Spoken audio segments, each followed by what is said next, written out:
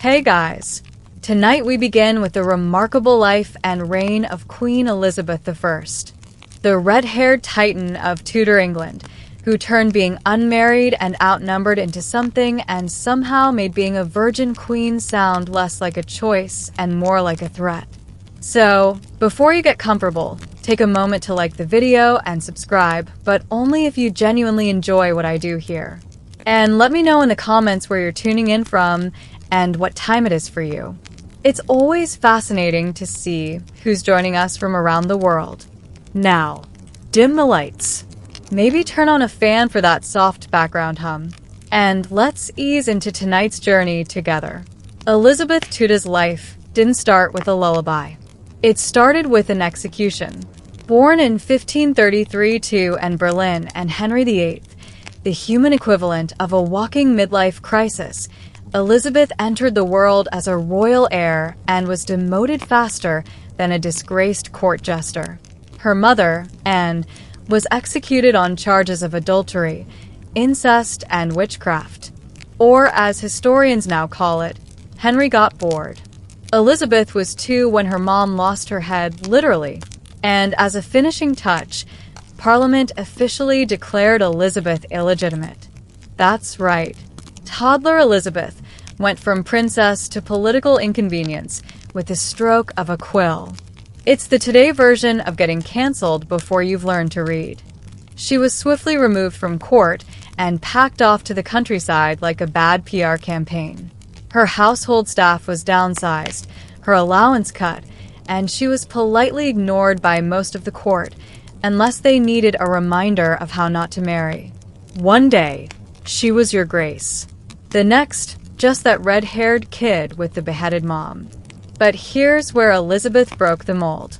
Most people in her situation would have grown up bitter, anxious, or writing moody poetry. Elizabeth. She studied hard Latin, Greek, French, philosophy, theology, and everything except how to trust people. She became fluent in 5 languages and emotionally fluent in none. By the age of 9, she had adopted her motto, video. I see and say nothing, which, if you think about it, is a pretty bleak vibe for a 3rd grader. But it was smart. She was playing the long game, blending into the royal wallpaper while quietly clocking everyone who might someday need a poetic form of revenge. She watched the revolving door of Henry's wives and learned 2 things. 1, don't get attached, and 2, never rely on a man with a scepter and unresolved trauma. While others were trying to stay in the king's good graces, Elizabeth was busy developing a superpower, emotional detachment in a hostile political environment. She weaponized observation like most kids weaponize sarcasm. Being a royal child sounds glamorous, unless, of course, you were Elizabeth Tudor, in which case it was less glittering destiny and more medieval Hunger Games, but with extra Latin and emotional damage.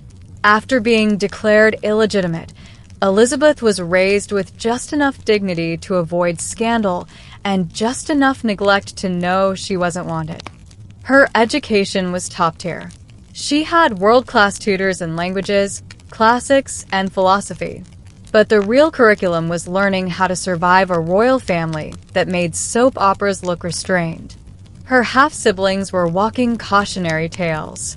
Mary, the older half-sister, had a Catholic chip on her shoulder the size of a cathedral.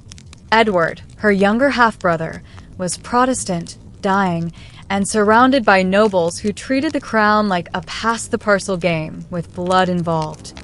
Elizabeth wisely kept her opinions to herself, and her daggers metaphorical.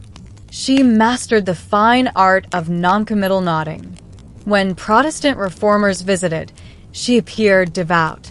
When Catholic traditionalists arrived, she nodded solemnly.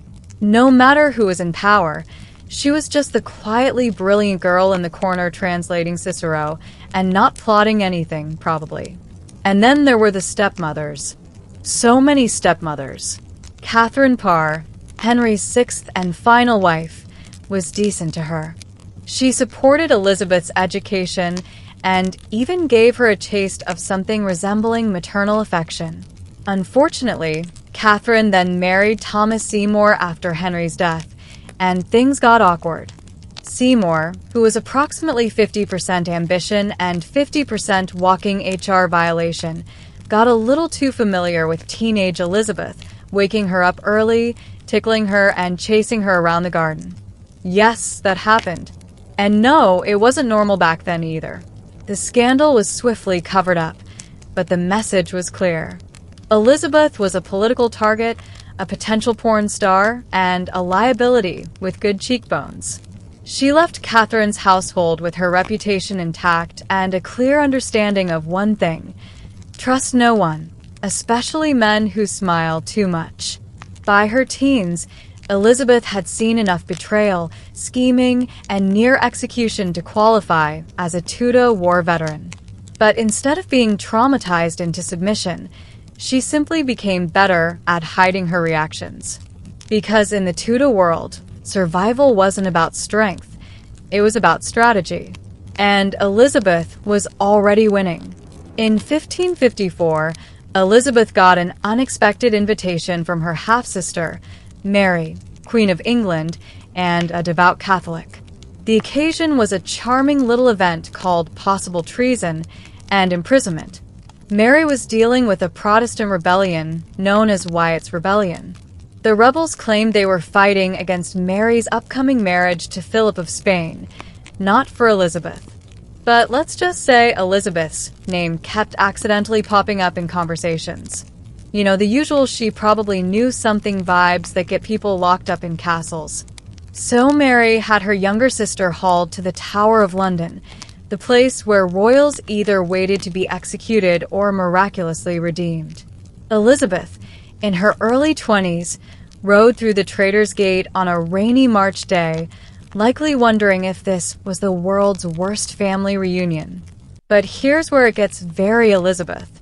Instead of panicking, she calmly stated that she was innocent and asked politely but firmly not to die. She even carved her name into a wall in the tower, because why not leave your autograph at the scene of your almost death? She also refused to be broken. When guards accidentally left her in damp rooms or tried to scare her into confessing, Elizabeth stayed composed. She didn't scream.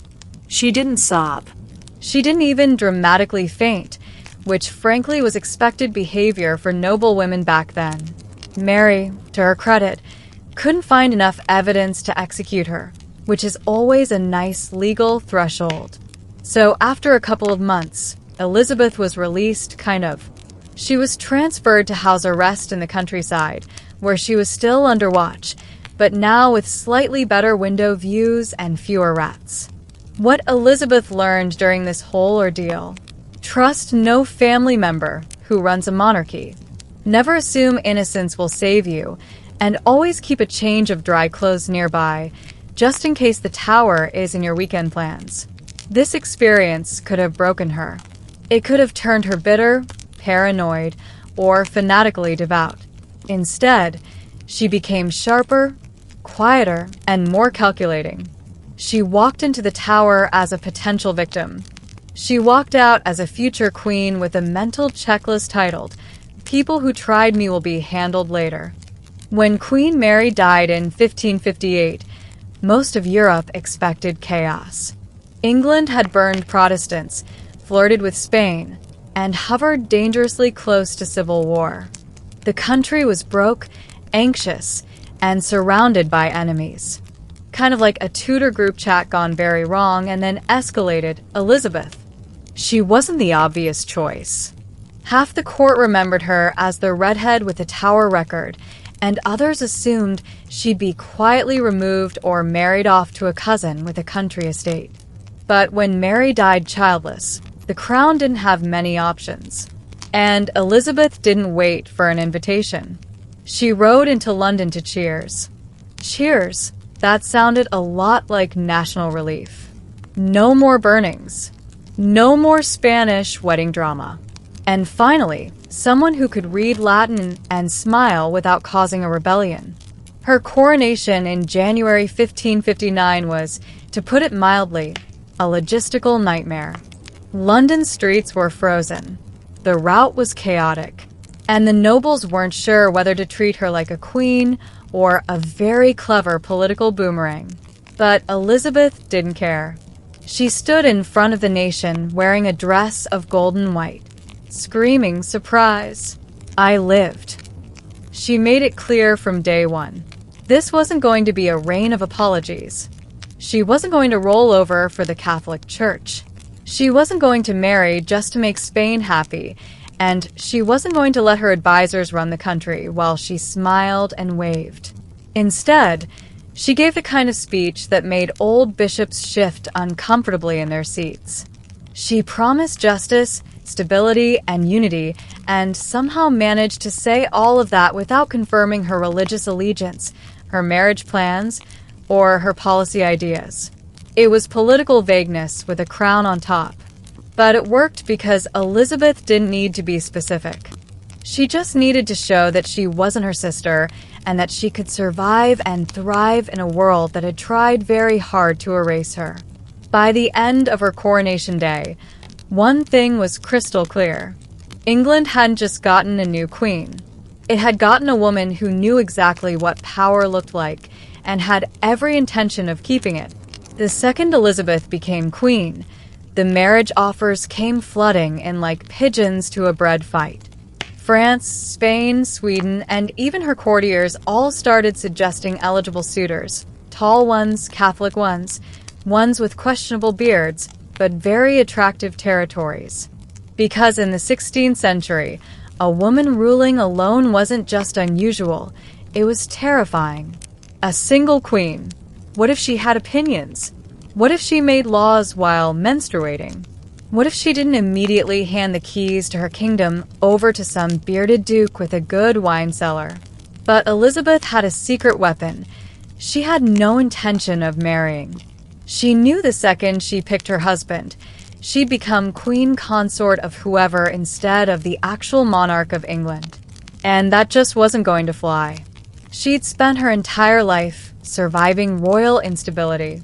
She wasn't about to hand power over to the first man who could sword fight and quote Virgil. So, she played the long game. Publicly, she kept everyone guessing. Privately, she rejected everyone.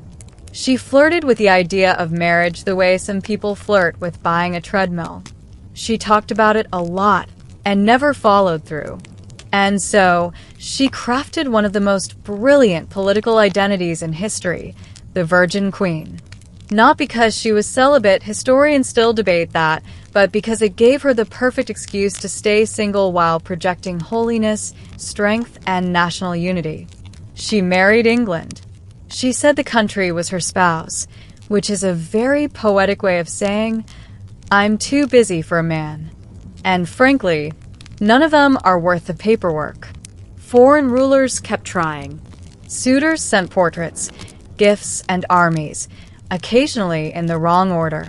Elizabeth accepted their flattery, danced with ambassadors, and then reminded everyone that she still had no ring on her finger and no intention of dying in childbirth, like half her ancestors. By refusing to marry, she kept every court in Europe on edge. No one could predict who she'd ally with next, or if she'd ally at all. It wasn't just political independence. It was a masterclass in power hoarding, and she made it look effortless. Once Elizabeth secured the throne and politely batted away every marriage offer like flies at a summer feast, she turned her attention to managing her court, a glittering nest of vipers in lace collars. Her council was a mix of loyalists, opportunists, and deeply confused men who hadn't entirely adjusted to taking orders from someone without a beard. But Elizabeth had one distinct advantage. She'd spent her entire life watching powerful people make mistakes. Now she made sure she didn't. Running court politics under Elizabeth was like playing chess blindfolded on a moving ship during a thunderstorm, except the queen could see the whole board and occasionally whispered checkmate just to watch everyone sweat. Her favorite tactic is keeping everyone guessing. She granted titles slowly, rewards rarely, and trust never. If a courtier got too confident, She reminded them gently or witheringly that proximity to the throne was not a retirement plan. One moment, you were her sweet Robin, and the next, you were being sent to Ireland with a polite letter and zero military funding. Even her closest advisor, William Castle, spent decades deciphering what she meant when she said, "perhaps." Spoiler, it meant no. But she never said it directly because saying no closed doors. Elizabeth preferred to leave them slightly ajar, just enough to let people trip over their ambition. She also had a flair for theatrical delay. Decisions took weeks, sometimes months, not because she was indecisive, but because every minute of uncertainty made her court more dependent on her. Nothing happened without her signature, and her signature was in no rush. Flattery was currency at her court, but you had to be careful. One compliment too far, and she'd roast you publicly. One step too close, and you might be promoted or banished. No one ever knew what she was truly thinking, which is exactly how she liked it. Elizabeth didn't just sit on the throne. She performed the throne, eyes always watching, smile always calculated, power always in reach, but never fully shared. Her court didn't govern her. It revolved around her. Elizabeth I didn't just rule England. She dressed the part so aggressively that her wardrobe deserves its diplomatic core. The average noblewoman wore velvet and pearls to show status. Elizabeth wore velvet and pearls to declare war on your expectations. Her gowns weren't clothes. They were political armor stitched with intent and a hint of try me. Every outfit she wore was a calculated power play. Massive ruffs, elaborate embroidery, and enough jewels to bankrupt a duke, all carefully arranged to scream one very specific message. I am the state, and I am not here for your nonsense. She turned her face into a canvas of myth. White lead makeup gave her a ghostly, almost divine appearance. Her wigs, towering, curled, and occasionally weaponizable, reinforced the image of eternal youth and unwavering strength. Never mind the lead poisoning. Looking immortal was worth the migraines.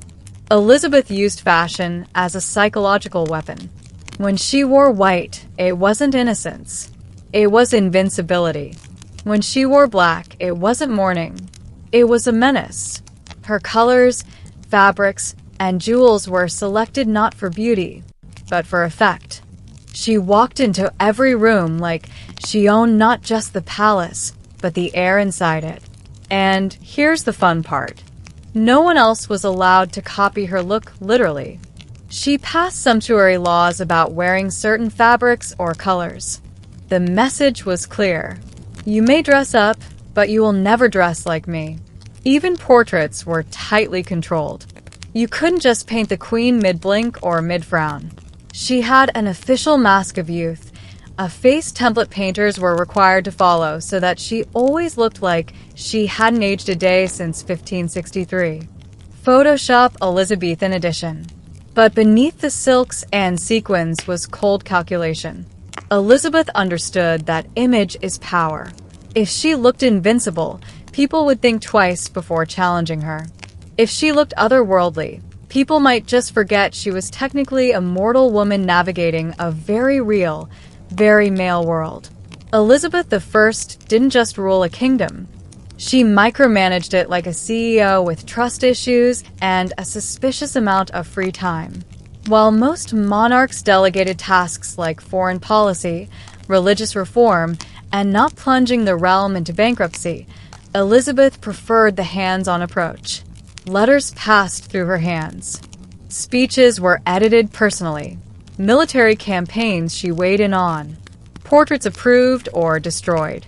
Even the font size of official proclamations probably had to pass the "Does this make me look weak?"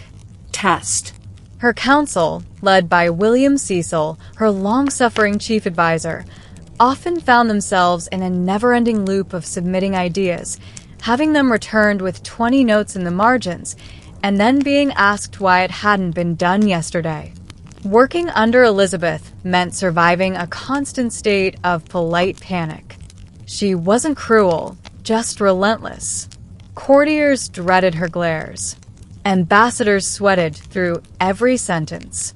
Even Parliament treaded carefully. She once refused to give them an answer on marriage for 25 years. That's not a queen. That's a woman who turned ghosting into domestic policy. And let's talk correspondence. Elizabeth loved letters. She read them, revised them, and sometimes rewrote them entirely. If a diplomat sent something too weak, she'd tear it up. Too bold, she'd tear them up. She understood the power of words, and she made sure hers hit harder than a cavalry charge. She also ran a tight information ship. Intelligence gathering under Elizabeth was no joke. Francis Walsingham, her spy master, created a proto, MI6 that sniffed out threats, intercepted letters, and cracked codes with terrifying efficiency. If you were plotting something against her, chances are she already had your letter open, underlined in red, and ready for dramatic reading at council. All this control served a purpose. Elizabeth didn't trust her nobles, her foreign allies, or, frankly, most of humanity.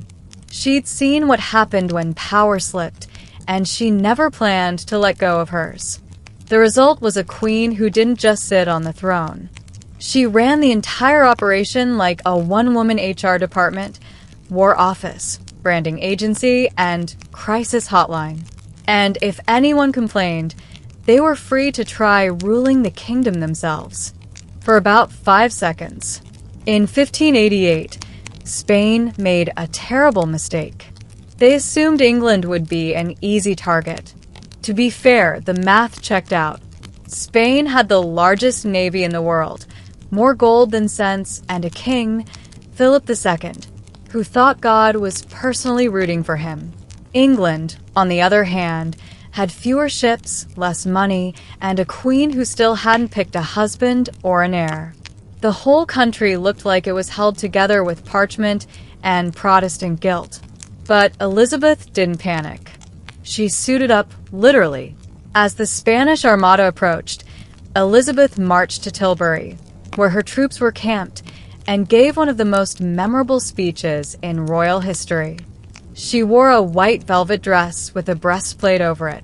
Because if you're going to inspire soldiers, you may as well do it while looking like a war goddess who moonlights as a wedding cake.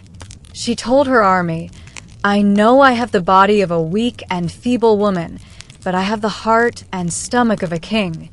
Translation: Yes, I'm small, unmarried, and female, but I will wreck you if you touch my coast. It worked. Morale soared. The speech echoed across the camp. And while Elizabeth wasn't leading the ships into battle, she was bold, not insane. Her presence made it clear England had no intention of rolling over. Then, in a twist of fate and meteorology, everything fell apart for Spain. The Armada, once invincible, was pummeled by smaller, faster English ships, set ablaze by fire ships, and finally scattered by a lovely bit of Protestant-friendly weather.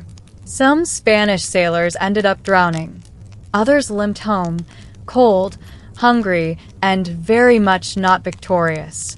Elizabeth didn't let the moment go to waste. She turned the defeat of the Armada into a full-on branding campaign. Medals were struck, and paintings were commissioned. God was English now. It was more than a military victory. It was a narrative victory. Elizabeth, the unmarried queen everyone underestimated, had faced down the most powerful empire in Europe and sent it home soggy and humiliated. Never underestimate a woman in pearls and armor. If there's one thing monarchs are supposed to do besides avoid being overthrown, it's produce an heir. Preferably one who isn't a scandal in trousers. But Elizabeth I, ever the innovator, decided to skip that part entirely. From the moment she took the throne, people asked the same question. So, who's next? Her answer for 44 years was essentially, "You'll find out when I do." She never married, never had children, and most scandalously never officially named a successor, which, for the record, is kind of like owning a bus company and refusing to hire a driver for tomorrow. Was this irresponsible? Maybe strategic? Absolutely. By keeping the succession vague, Elizabeth avoided empowering potential rivals. Naming an heir in advance would have been like handing someone a crown-shaped invitation to start plotting her funeral. And after spending time in the Tower for allegedly being on the wrong side of succession drama, Elizabeth had zero interest in starring in that sequel. So she kept everyone guessing. Would it be Mary, Queen of Scots? Spoiler, no. She got her head removed after years of plotting and letter passing.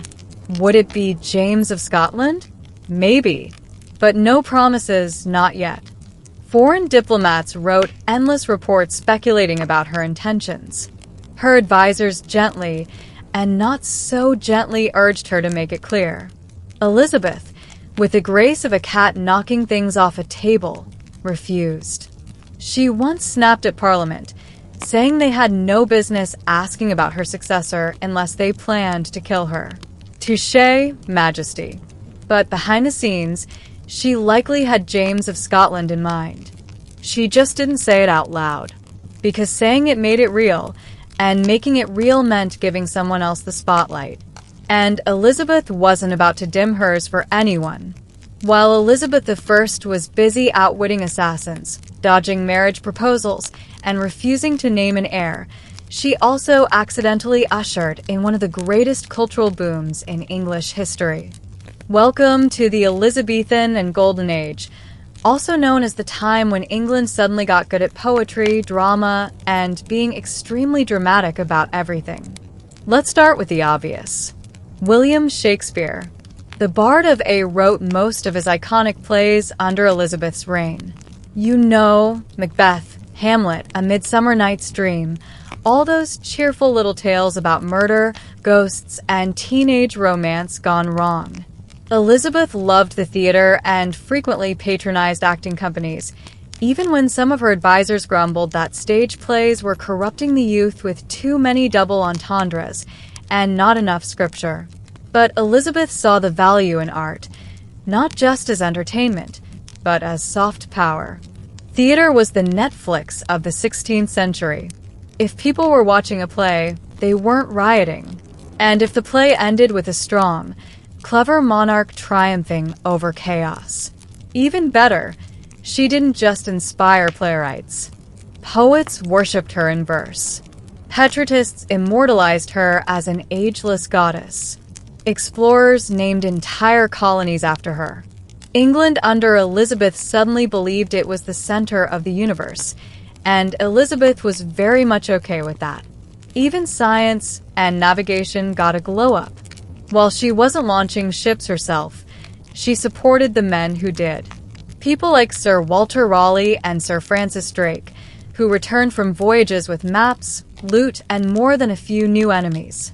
These expeditions weren't always ethical or legal, but they helped fuel England's growing sense of ambition and piracy. Culturally, England went from a rainy island to an intellectual hotspot. And Elizabeth didn't just sit back and let it happen. She curated her image, controlled the message, and surrounded herself with people who made her reign look not only powerful, but also inspired. She was a living myth, a ruler who weaponized wit and aesthetics as effectively as swords. Under her rule, England didn't just survive. It performed. Elizabeth I had no husband, no children, and no tolerance for emotional liabilities and breaches. But that didn't mean her court was free of romantic drama. Far from it. If anything, it was like watching The Bachelor, except the stakes were national stability and the lead had absolute power. Enter Robert Dudley. Dudley was tall, handsome, ambitious, and alarmingly close to the Queen emotionally, politically, and sometimes physically, depending on who was gossiping that week. Their relationship fueled endless speculation. Were they in love? Were they lovers? Was it all one long Elizabeth and Fleur design to make Europe lose its mind? Elizabeth never gave a clear answer, and that was the point. She paraded Dudley through court in fancy titles and generous land grants. She kept him near, but never too near. When rumors of an affair got out of hand, she denied everything with regal grace and just enough sass to keep everyone guessing. Even when Dudley's wife died under suspicious circumstances, possibly having fallen downstairs, pushed by history itself, Elizabeth did not distance herself. She just didn't marry him either. Smart move. A marriage to Dudley would have been political suicide. He was noble but not royal. Scandal clung to him like lace on a doublet, and the mere idea of the Queen choosing love over diplomacy made foreign ambassadors break out in medieval hives. But Elizabeth didn't just manage Dudley. She weaponized courtly love. She entertained suitors from France, Austria, and Sweden, smiling sweetly, accepting portraits, and then nothing. She turned negotiation into an art form, delaying decisions until the political winds changed or the suitor got bored and married someone less exhausting. By remaining single and available, Elizabeth played every side. If Spain needed placating, she flirted with the Habsburg. If France needed distracting, she promised to consider a Valois. If England needed reassurance, she reminded them that she was already married to the realm. Very poetic, very convenient. Her love life wasn't a soap opera. It was a performance, a slow, deliberate dance designed to keep enemies confused, allies hopeful, and everyone too busy speculating to notice how completely in control she was. By the late 1590s, Elizabeth I was no longer the bright-eyed redhead, dazzling suitors and terrifying ambassadors. She was now in her 60s, a remarkable feat in a century when most people considered 40 to be pushing it. Her hair was wigs, her teeth were mostly theoretical, and her temper was legendary. But make no mistake, she was still the queen and very much in charge. Old age didn't mellow Elizabeth. It sharpened her. Courtiers walked on eggshells. Ambassadors developed spontaneous nosebleeds rather than deliver bad news. She was known to throw things during council meetings, gloves, shoes, and devastating insults, depending on her mood and how brave you were. Her inner circle thinned. Many of her closest allies had died or retired, and replacements never quite measured up. She grew increasingly suspicious, increasingly isolated, and increasingly fond of reminding everyone who ran the kingdom. She also got more theatrical. Her gowns became heavier. Her makeup was thicker, her persona more myth than monarch. She was no longer trying to be relatable. She was a living relic, England's Gloriana, mother of the nation, and quite possibly immortal. And yet, despite the decay and the drama, she never stopped ruling. She still read every report, signed every letter, and made every major decision. Sometimes after weeks of stalling, just to keep everyone sweating. Even when her health declined, she refused to lie down. Quite literally. Toward the end of her life, she spent days on her feet, afraid that if she lay down, she'd never rise again. Spoiler, she was right. But here's what makes it all so impressive.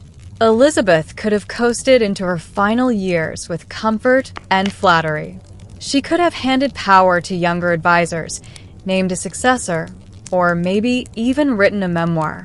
Instead, she held the reins until her fingers couldn't grip them and still refused to let go. She didn't fade quietly. She aged loudly, like a royal hurricane with pearls and eyeliner, fragile in body, maybe, but never in will. Her courtiers may have feared her, but the country watched, waited, and whispered the same thing for years. She may be old, but God help us when she's gone. By the year 6003, Elizabeth I had ruled England for over 4 decades. She had outlived all her suitors, nearly all her counselors, most of her enemies, and frankly, anyone who thought she wouldn't last.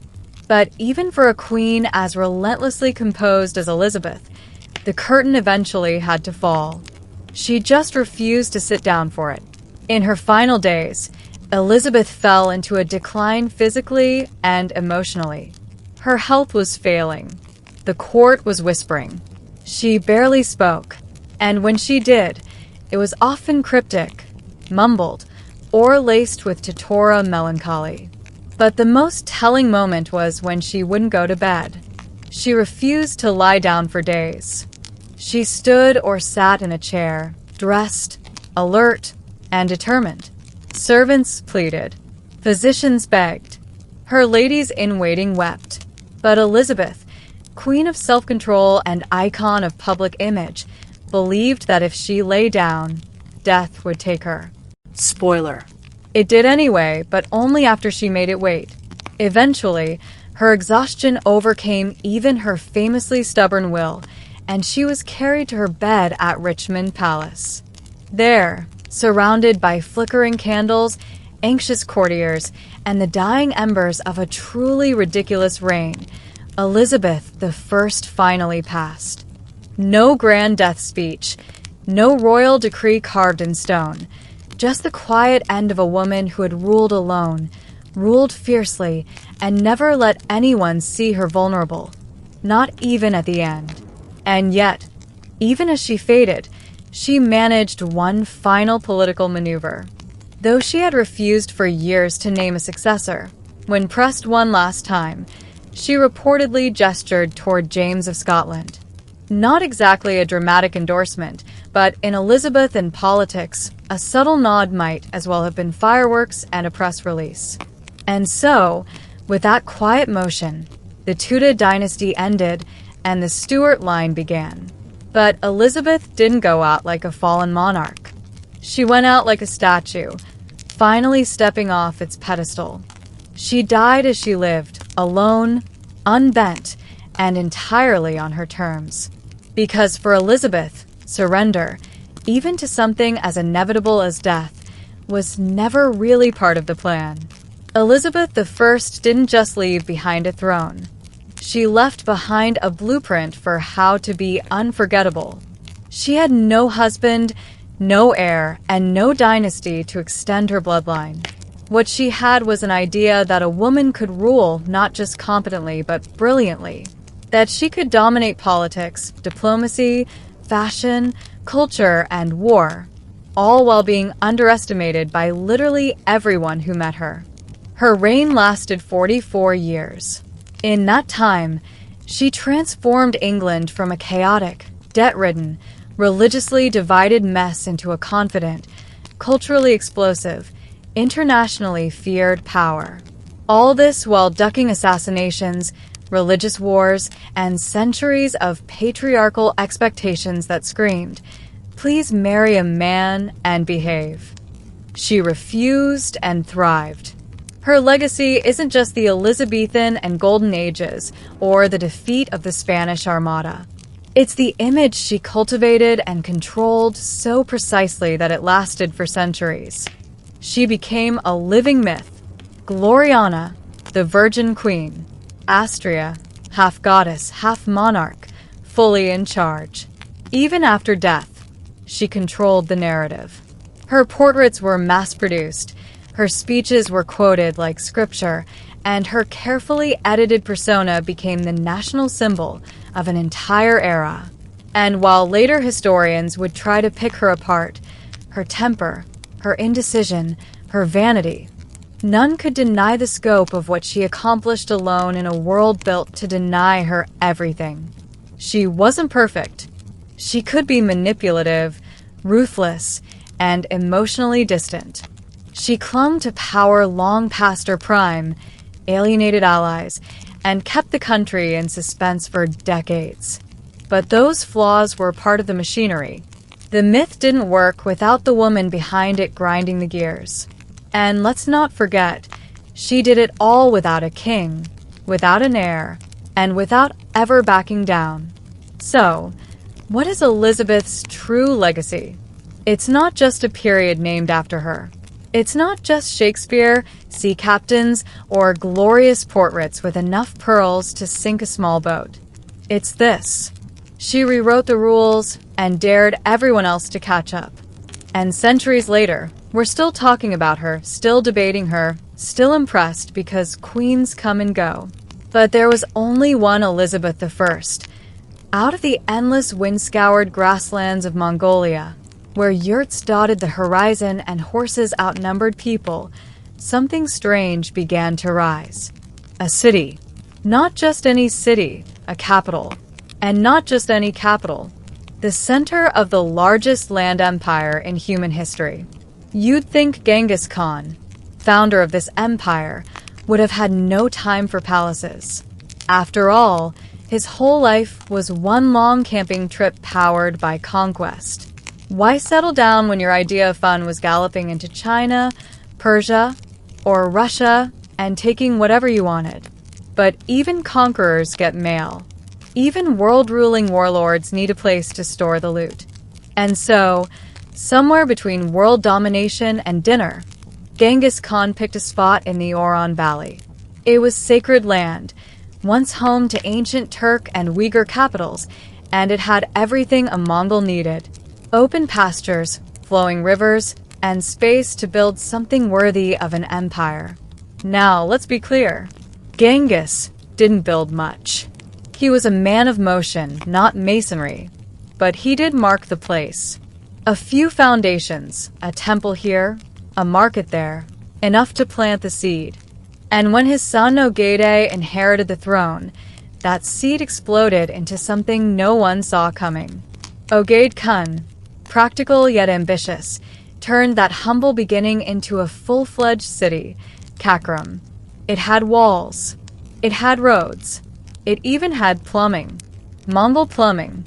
And more shockingly, it had foreign artisans, captured engineers, Muslim architects, Chinese bureaucrats, and a tent palace with silver fountains that squirted fermented mare's milk at the push of a button.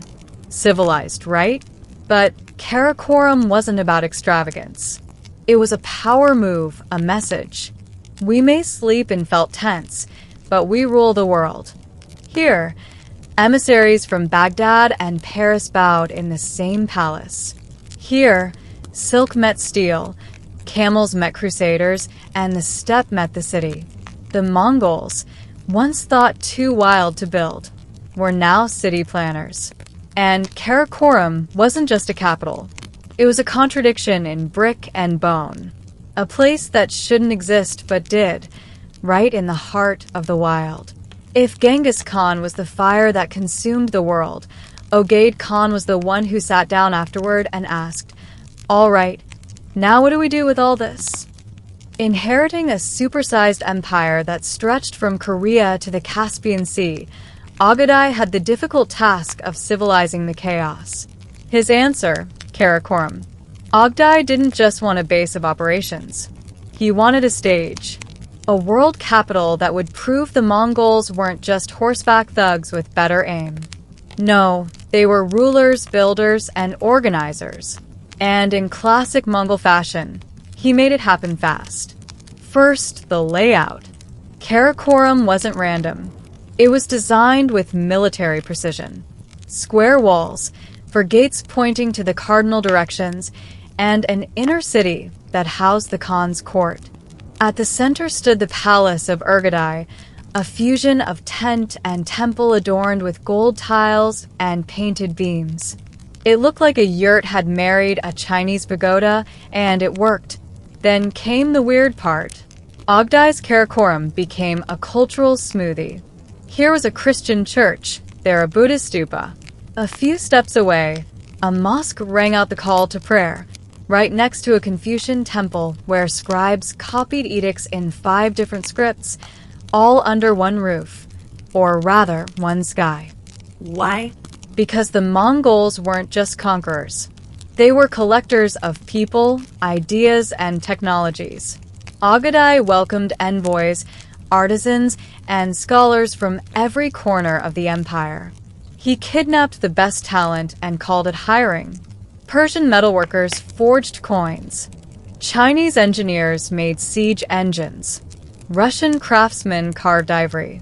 Karakorum was less a Mongol city and more a Eurasian laboratory. And at the heart of it all stood a silver tree. Literally.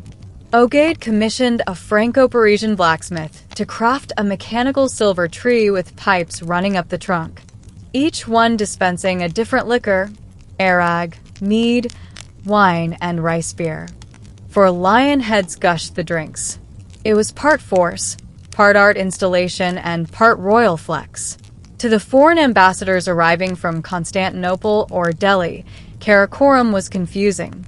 Was this the capital of a barbarian horde or a cosmopolitan empire? The answer was yes. Ogaday had created not just a city, but a Mongol mirror.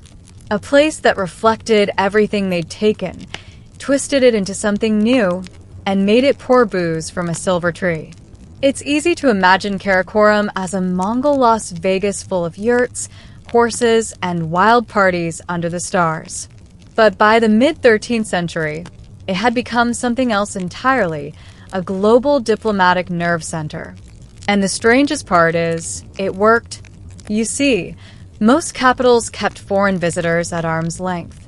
But the Mongols, they practically begged you to come over for dinner, for tribute, for interrogation. Karakorum became a revolving door of emissaries, missionaries, merchants, spies, and political dreamers. It was the kind of place where a Persian envoy could chat with a Russian fur trader and a Franciscan friar while waiting for an audience with the Great Khan over cups of fermented mare's milk. Papal legates from Rome showed up, hoping to convert Mongols to Christianity. Instead, they got a tour of the silver liquor and a polite no thanks. Envoys from the Abbasid Caliphate brought gifts and religious texts, only to be met by Mongols more interested in their engineering blueprints than their theology. The Mongols didn't discriminate. They just took what they liked and sent the rest home. Diplomacy in Karakorum was brisk, multilingual, and refreshingly blunt. No flowery court rituals here. No stiff robes and powdered wigs. Visitors were expected to bow low, offer gifts, and not whine too much about the smell.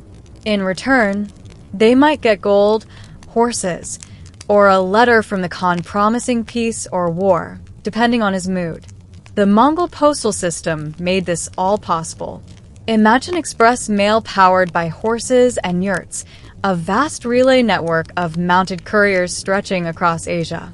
Messages could travel faster from Beijing to Karakorum than a medieval French king could get from Paris to Lyon. It gave the Mongol court near-instant intelligence and a steady stream of foreign visitors. And yes, Karakorum scribes recorded everything.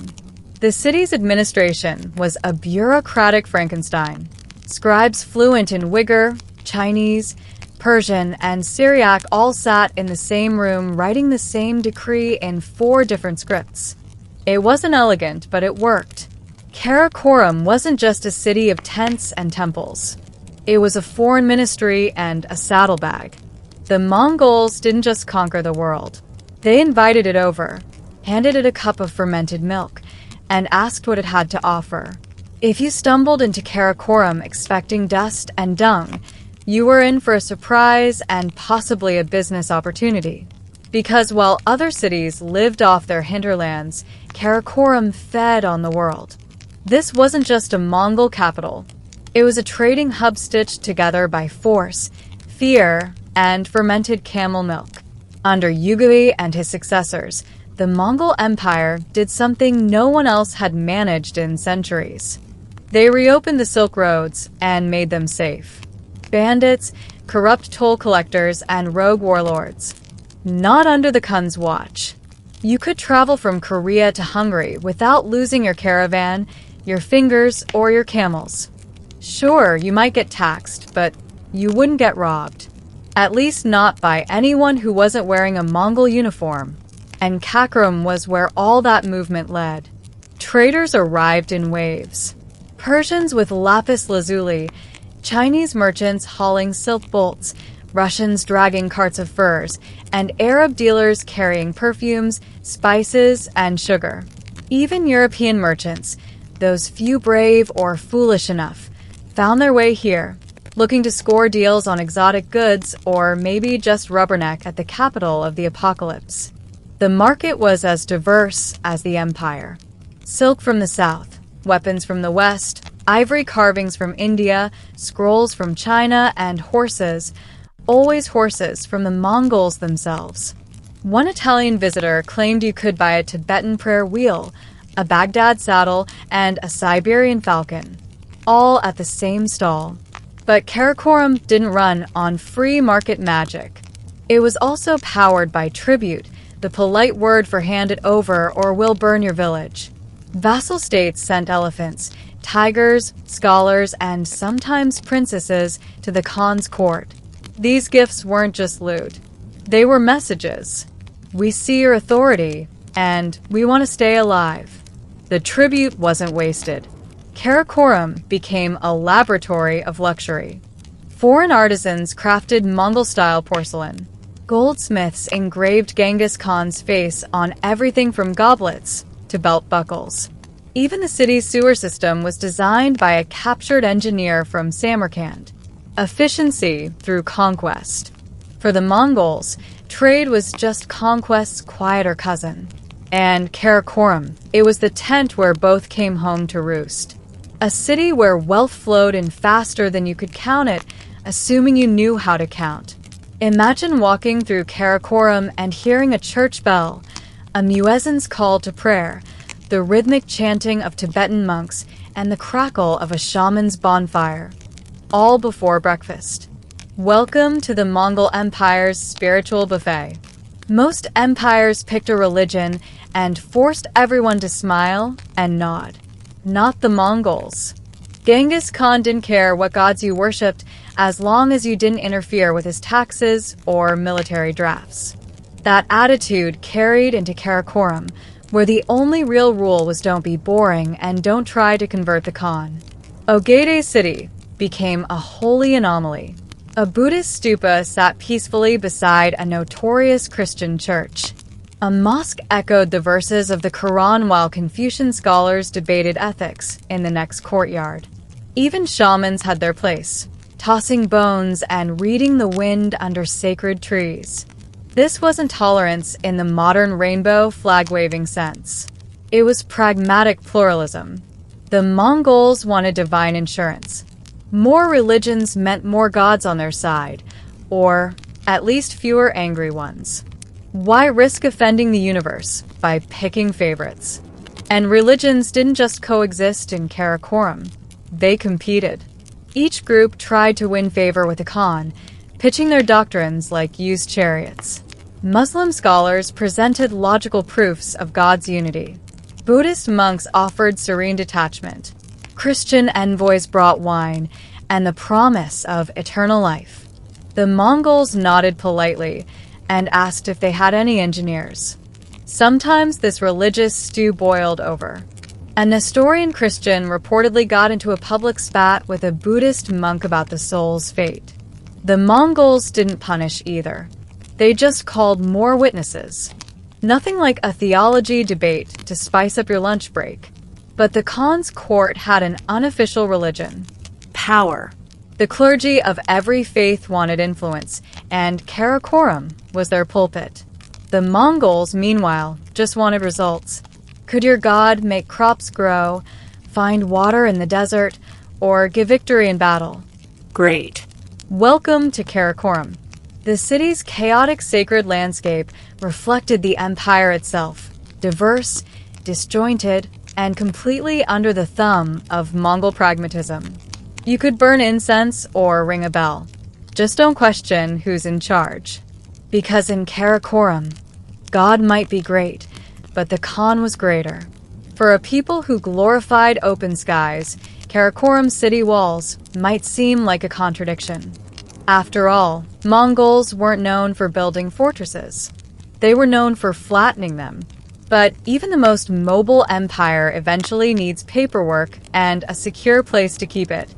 Yugadai had the foresight to realize that ruling the world meant more than just sharp arrows. So he gave Karakoram walls, Not towering stone-clad European monsters, but sturdy enough to keep out bandits, wild animals, and overly curious peasants. Inside those walls, something unexpected happened. The Mongols sat down and organized. The administrative machinery of the Mongol Empire roared inside Karakorum like a well-fed horse. They kept records in multiple languages, some so obscure that even the translators needed translators. Orders were issued in Yuga script, taxes calculated in Chinese, trade agreements scribbled in Arabic, and spy reports translated from Russian. Then all were copied by scribes into Mongolian archives that probably no one ever read again. Still, it worked. From Karakorum, the Mongols ran a continent-sized machine on horseback, and it ran surprisingly well until it didn't. The secret is merit over lineage. Karakorum's bureaucracy was weirdly modern. If you were clever, loyal, and knew how to file a tax report while riding a galloping horse, you had a shot at power, no matter where you came from. Some of the empire's best governors were Persians, Chinese, or Uyghurs. Loyalty mattered more than blood, usually.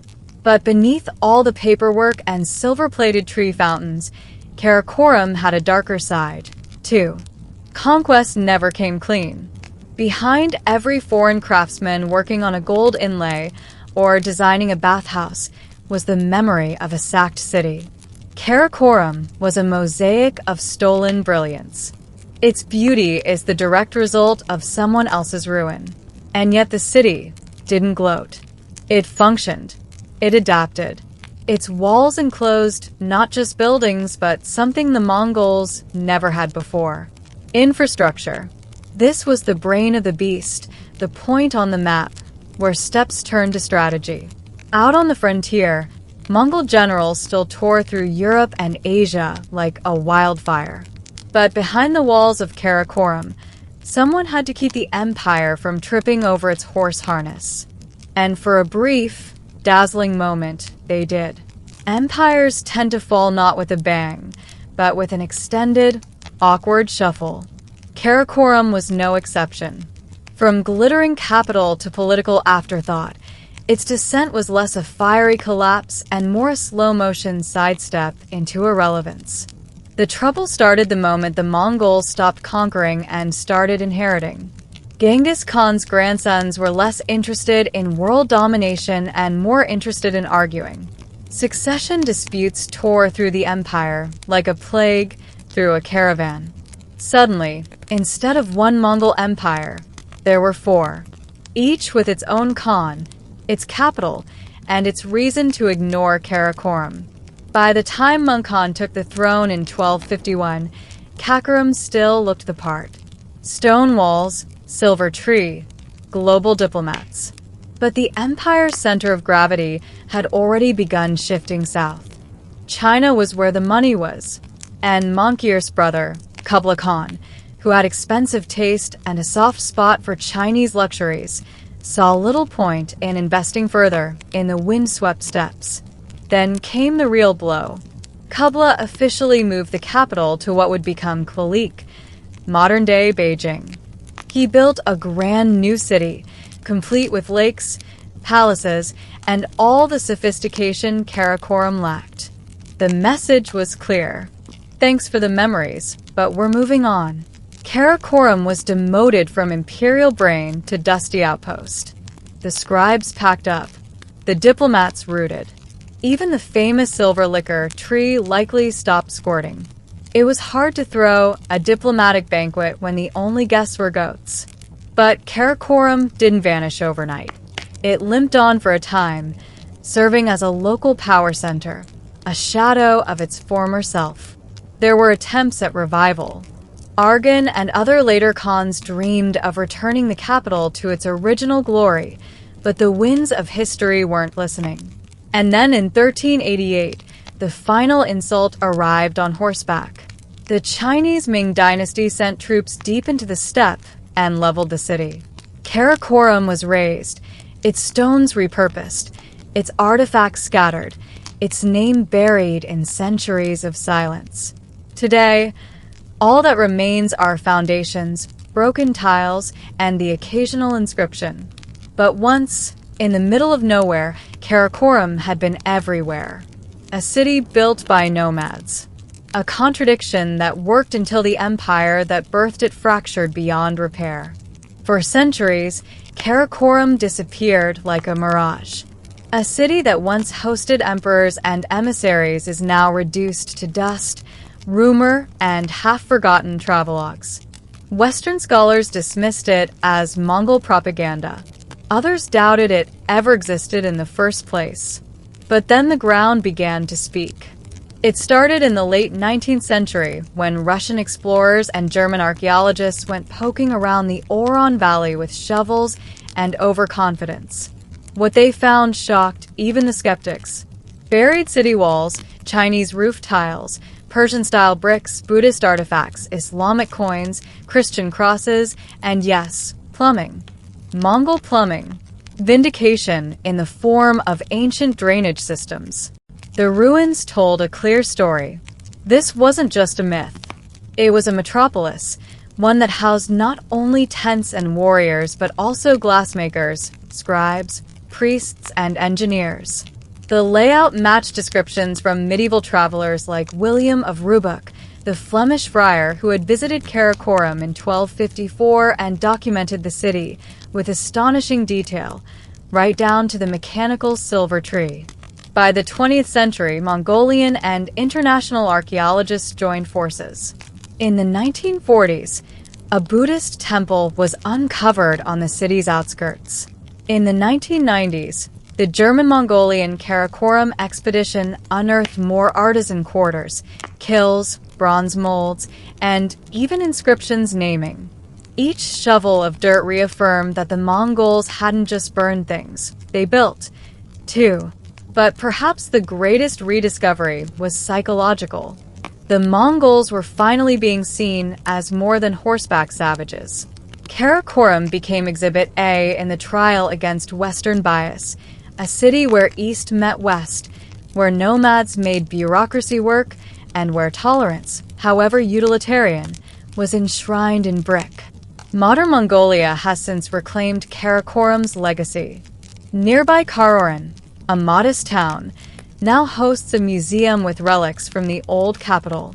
The area has become a pilgrimage site for historians, tourists, and proud Mongols alike. And yet, Karakoram remains elusive. Most of it still lies buried. Its former grandeur is hidden beneath grass, stone, and centuries of silence.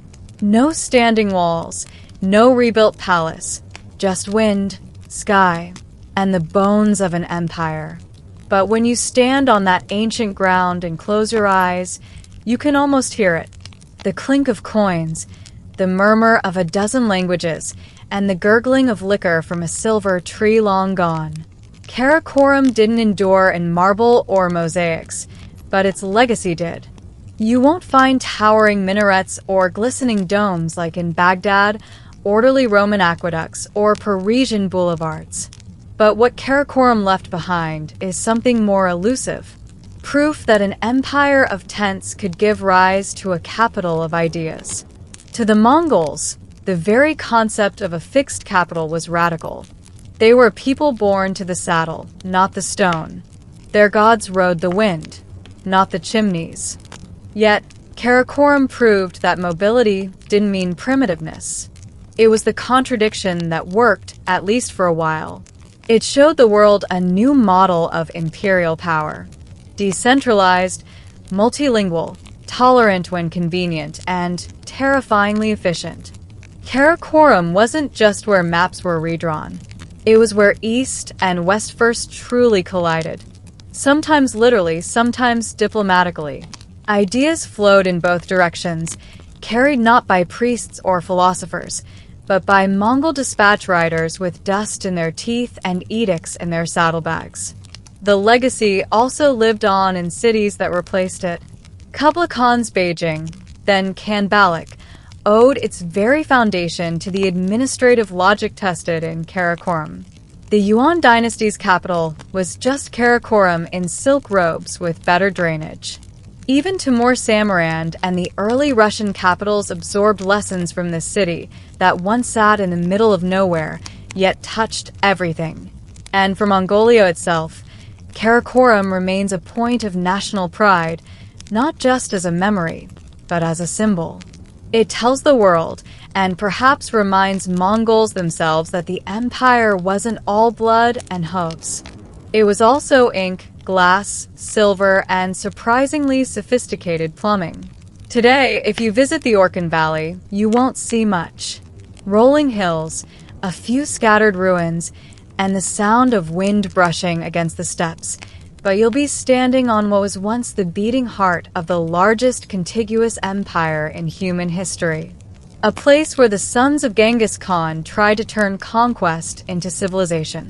And even though the silver tree no longer pours maize milk, Karakorum still whispers its defiance, that the steppe can build, that nomads can govern, and that even in the absence of stone, a capital can echo through time. Yudono's story began not in splendor, but in smoke and screams. Born in 1569 as Cha-Cha, she entered a world shaped by shifting allegiances, clashing swords, and burning castles. Her father, Azai Nagamasa, was a daimyo in the service of the mighty Oda Nobunaga until he wasn't. When Nagamasa dared to oppose his brother-in-law, Nobunaga, it didn't end in a sternly worded letter. It ended in siege, betrayal, and ritual suicide. Cha-Cha was just a toddler when her father perished and her clan collapsed into ash. Her mother, the famed Lady Oichi, became the spoil of politics. Taken as a concubine by Shaba Takatsu, another general in the swirling typhoon of the Sengoku period, Oichi raised Cha-Cha and her two sisters in a household teetering on the edge of survival. But chaos followed them like a bloodhound. When Shibata rebelled against Nobunaga's successor, Toyotomi Hideyoshi, yet another castle burned. Oichi died in the flames. Cha-Cha again survived. By age 10, she had already escaped 2 sieges, buried both parents, and watched the men around her stab each other for control of Japan. Trauma certainly, but also training. Because Cha-Cha didn't break, she adapted. She was taken in by Hideyoshi himself, who saw potential beyond her noble bloodline. She was beautiful, yes, but more importantly, she was politically useful. And Cha-Cha, still not yet Yudono, understood exactly what game she was now playing. A game of survival, subtlety, and influence. In a world ruled by men, she would learn to bend power with silence and smiles. Japan at the time was not kind to women with ambition, but it had no rulebook for women like Cha-Cha, who could lose everything and come back stronger. Her bloodline still carried weight. Her beauty caught eyes, and Hideyoshi, rising fast toward the unification of Japan, took notice. She became his concubine, not out of love, but strategy. He had no heir. She could give him one. But make no mistake, this was no passive consort. Cha-Cha was watching, learning, and calculating. She had lived through fire and betrayal. Now, inside the golden halls of Hideyoshi's growing empire, she was ready to rise. She wouldn't be Cha-Cha much longer. The world would soon call her Yudono. When Cha-Cha became the concubine of Toyotomi Hideyoshi, it wasn't some romantic fairy tale. It was a political move, one of the most significant in a country still healing from centuries of civil war. Hideyoshi, a peasant-turned-general-turned-ruler, had unified most of Japan through sheer ambition and ruthless brilliance. But there was one thing missing, a legitimate heir. Enter Cha-Cha. She was young, beautiful, and perhaps more importantly, noble. Her Azai bloodline gave her prestige, a link to the old aristocracy that Hideyoshi, for all his titles and castles, could never claim for himself. By taking Cha-Cha as his concubine, he wasn't just adding another woman to his household. He was cementing his connection to the ruling class he once served. In 1589, Cha-Cha gave birth to a son, Hidori, the long-awaited heir. With that, everything changed. Cha-Cha was elevated in status. Given the formal title Yatuno, meaning Lady of Yodo, it was more than ceremonial. She now wielded influence within the court, and her son's birth positioned her as the mother of Japan's future.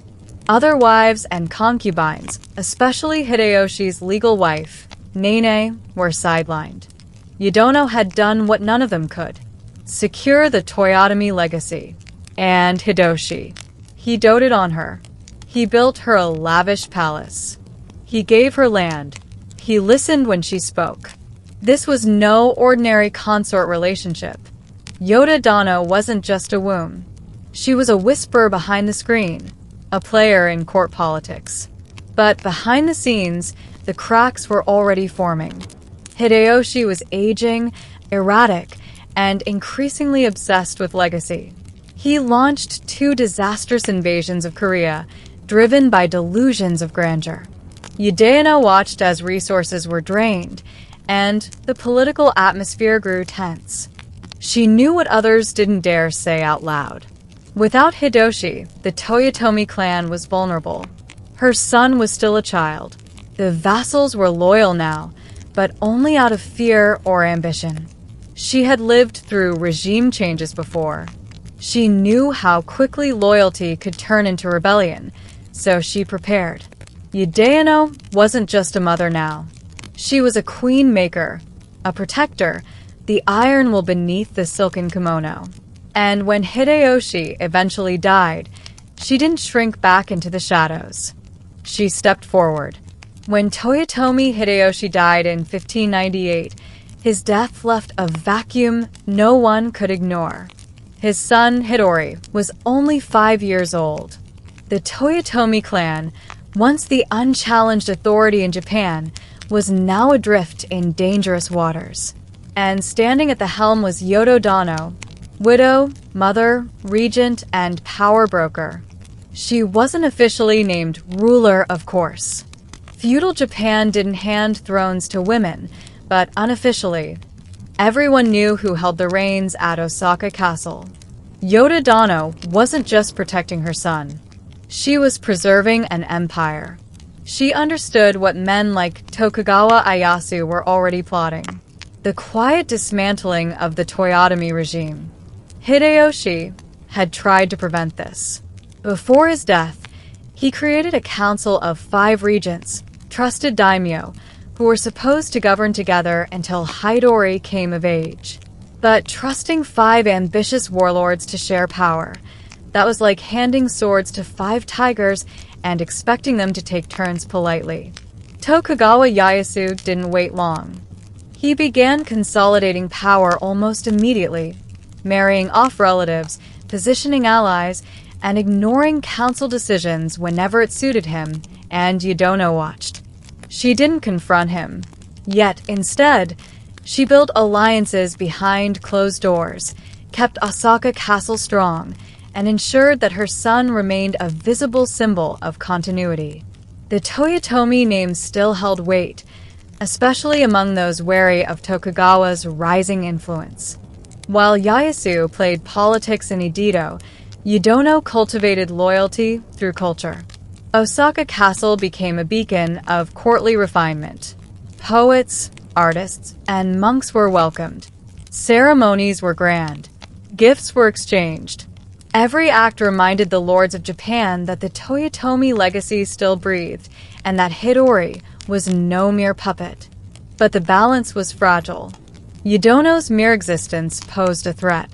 She was the mother of the only other possible unifier of Japan, and she wasn't content to play the grieving widow. She issued orders, received diplomats, and hosted lords in her own right. That kind of visibility in a woman was dangerous in samurai society. Tokugawa Ieyasu knew it. The longer she held court in Osaka, the more she became not just a symbol of resistance, but the beating heart of it. And while everyone bowed and exchanged pleasantries, the quiet tension between Edo and Osaka grew louder with each passing year.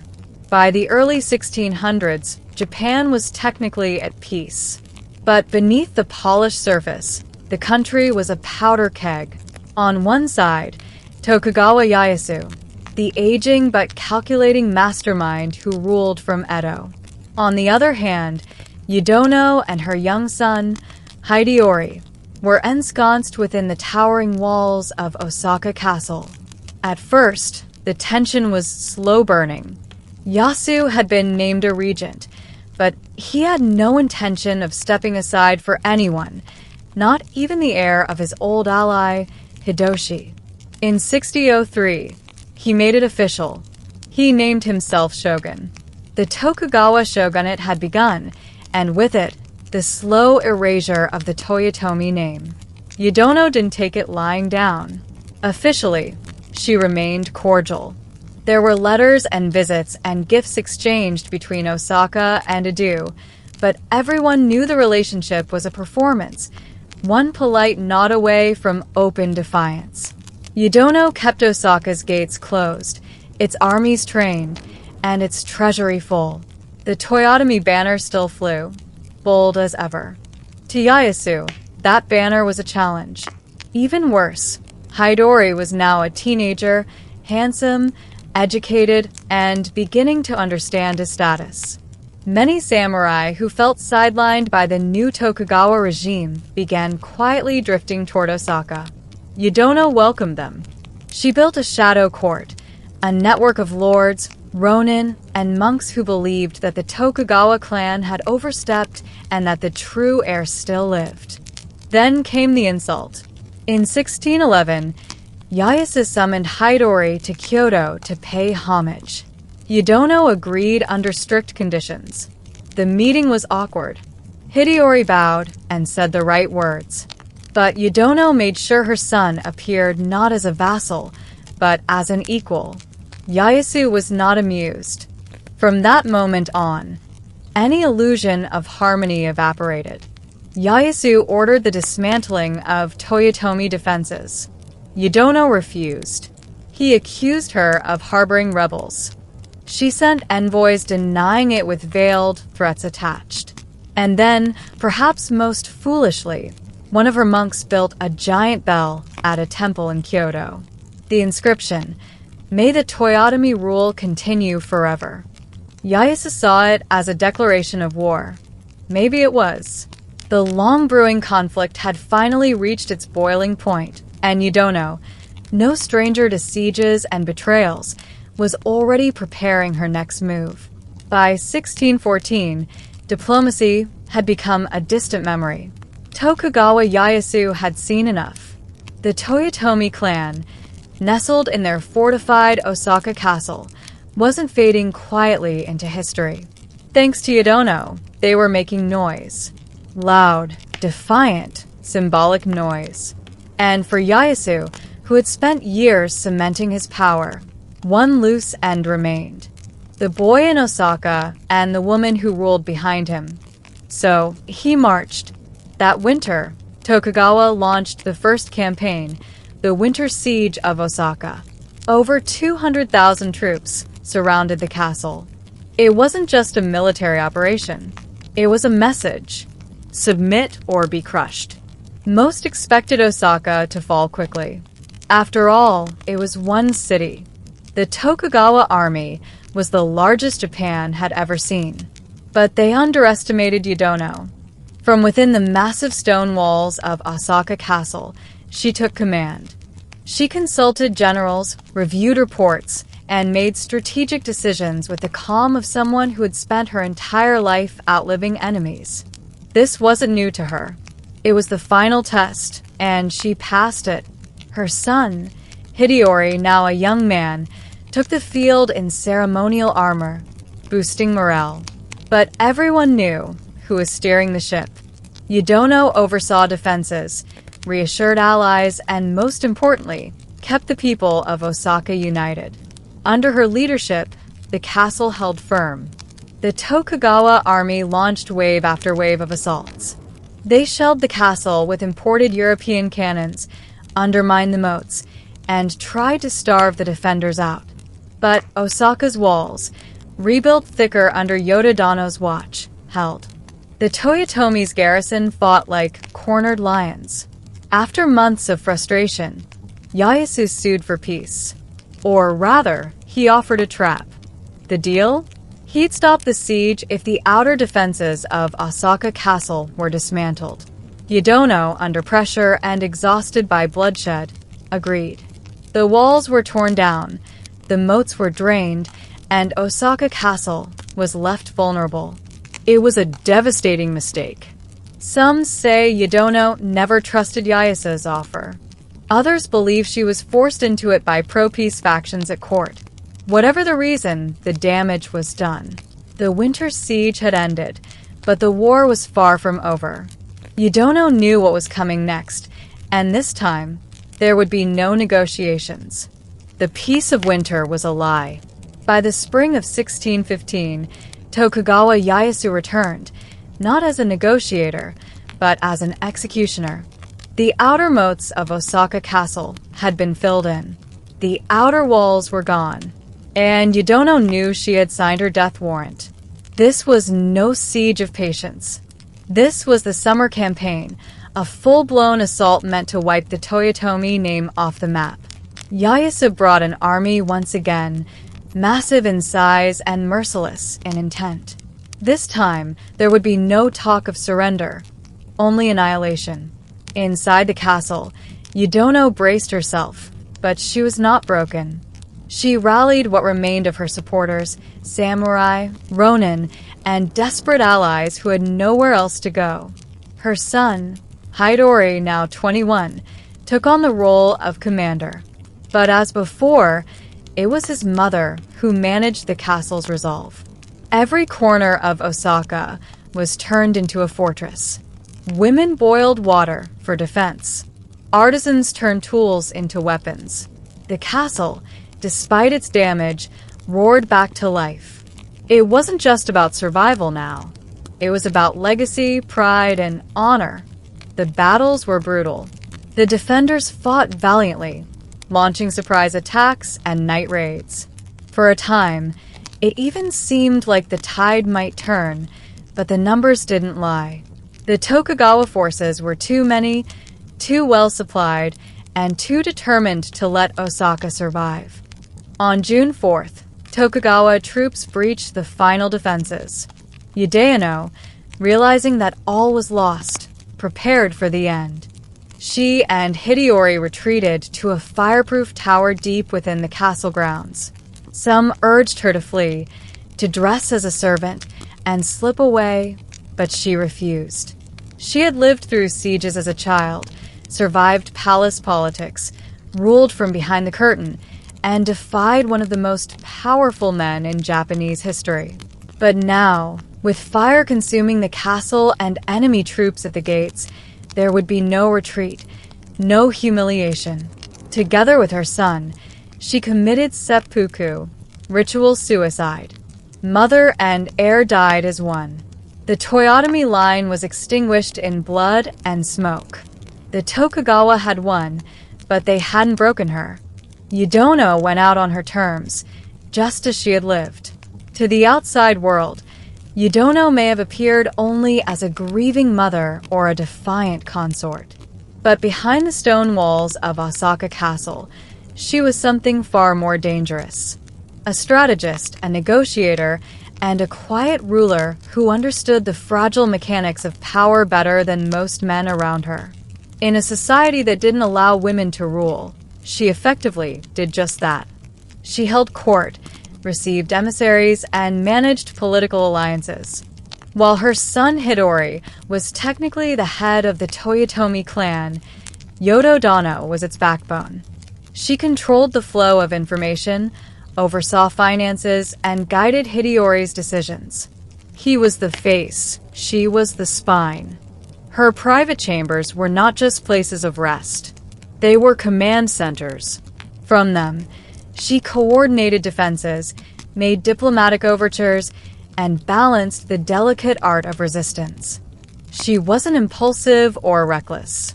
Every move she made was calculated, rooted in a lifetime of watching powerful men destroy themselves with ego and haste. She had learned from Hideyoshi, from Ieyasu, and the ashes of her childhood. Her influence wasn't limited to courtly circles. Commoners in Osaka admired her resolve. Samurai respected her authority. Even her enemies admitted, sometimes grudgingly, that she was formidable. She was a woman who had suffered through war and betrayal and turned those wounds into armor. But that armor came at a cost. Yudono's obsession with preserving the Toyotomi name became her life's purpose. Everything else, personal happiness, comfort, and safety, was secondary. She became a symbol of resistance, not just to Tokugawa rule, but to the fate history had written for women like her to fade into obscurity once their husbands died. Instead, she became louder, sharper, and more dangerous. Even Tokugawa Ieyasu, a man known for his icy calculation, saw her not as a widow, but as a threat. And he was right, too. It wasn't just that Yudono held Saka Castle. It's that she held it while being a woman. That terrified the old order far more than any army. Her legacy wasn't written in treaties or titles. It was carved into the memory of a nation, a reminder that power doesn't always wear armor, and that some of Japan's fiercest warriors wore silk. After the flames of Osaka died down, so did the Toyotomi name. Or so the Tokugawa hoped. With Hidori and Yudono gone, Ieyasu moved swiftly to erase their legacy. Loyal retainers were hunted. Surviving family members were scattered or executed. Osaka Castle, the last symbol of Toyotomi defiance, was reconstructed in Tokugawa style, cleansed of rebellion. But try as he might, Tokugawa Ieyasu could not erase Yododano. Whispers of her legacy persisted. Stories spread through towns, through samurai households, and among women of the court. Some painted her as a tragic heroine, loyal to the end, a mother who died beside her son rather than surrender. Others viewed her as a dangerous instigator, a woman who meddled in matters better left to men. But all agreed on one thing. She had been a force to reckon with. Even centuries later, Yudeano's story still divides historians. Was she reckless or courageous? Did her refusal to yield doom her son? Or did it preserve his honor? Could she have negotiated more and surrendered Osaka? Maybe. But surrender would have meant erasure. And Yododano wasn't built for fading quietly into the background. In some folk tales, she becomes almost ghost-like, haunting Osaka Castle, waiting for vengeance. In kabuki plays and novels, she is portrayed as proud and beautiful, often tragic and always complex. Over time, she became more than a historical figure. She became a legend. And perhaps that's fitting because Yudeano lived in a world that was never built to hold her. She was born into a family destroyed by ambition. She survived 2 sieges before adolescence. She navigated palace politics, gave birth to an heir, and then ruled from the shadows for over a decade, all while men underestimated her or tried to control her. She failed in the end, but she failed loudly, publicly, and on her terms, and in doing so, she ensured that no one could forget the name Toyotomi or the woman who fought to protect it. Today, her legacy survives in ruins and drama. A portrait in a museum, a statue near Osaka, and a name etched into textbooks and plays. But the real Yudono lives in the defiance she inspired in every woman who saw her and thought, why not me? History isn't always written by the victors. Sometimes it's whispered by the survivors. And while the Tokugawa shogunate won the war, it couldn't silence the woman who dared to defy them. Yudono's story refused to stay buried.